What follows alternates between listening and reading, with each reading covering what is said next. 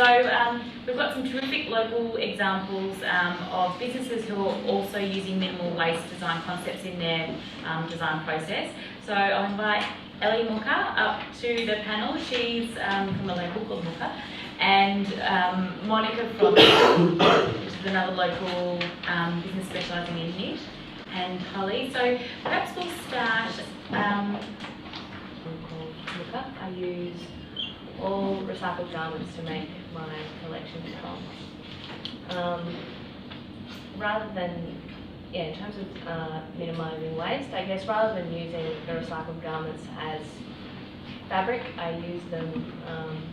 I use the existing forms to create the new shape. So I use a lot of men's shirts and men's pants and women's t-shirts. When I'm talking about men's shirts, I transform the garment to utilise, say, the collar's still intact but in a completely different location, and it's for women's fashion. So it kind of plays with the masculine, feminine, and also sort of my emphasis is on not making the garment look recycled, but that's more of a surprise as you stare at the garment for a longer period.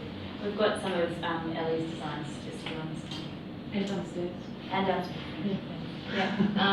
So yeah, one of the dresses downstairs that sort of started my business on with that concept is the back to front men's shirt. So the collar sits backwards and it becomes a halter neck ladies dress. I don't specifically set out to I keep all my waste to use for future designs. But the design aesthetic of the original garment I'm designing always comes first, I guess.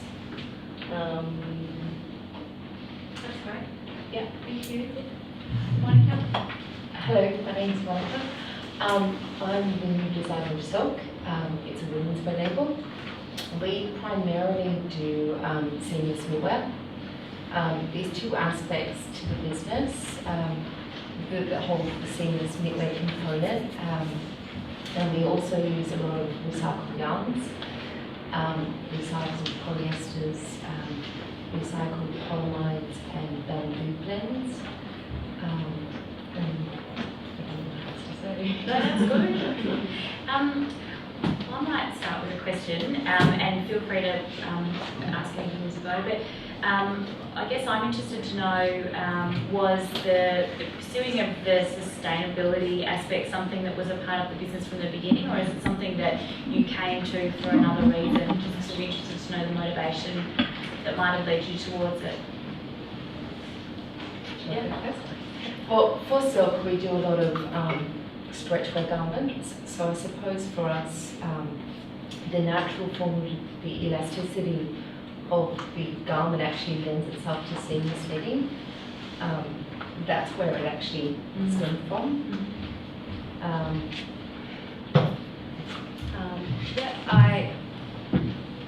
The business always began from a point of trying to change the way that I could approach the fashion system in a more sustainable way. So it started from a more environmental sustainability perspective, and it's grown to include more social sustainability and ideas of creating garments that don't respond to rapidly changing trends, and hopefully they're trans-seasonal. They're also versatile generally, so that you can change the fit of them a bit, tie them in tighter, looser. And where do you get your materials from, the garments that you use? Mostly I go to second-hand stores or op shops. So yeah, it's all hand sourced. Sometimes people donate things to me. But yeah, it's all, I don't import it, or it's all individually So sourced. it's saving garments that might have gone to landfill if they're ending up in a op shop. It is, but I don't think that's necessarily solving problems on one level, but so I like to approach it from a way that through creating inspiring garments, that's hopefully starting up the conversation, and it's as equally a social conversation starter. Sometimes I use shirts that may have been definitely remand. So it's about starting those conversations and talking about that. Holly, do you think it would be easy for, in a commercial sense, for a brand to implement zero waste cutting techniques into larger production runs? Into larger production runs, yes. The problem for it starts with the kind of the workload, the design process of it. So it, that hierarchical kind of approach is virtually impossible to generate.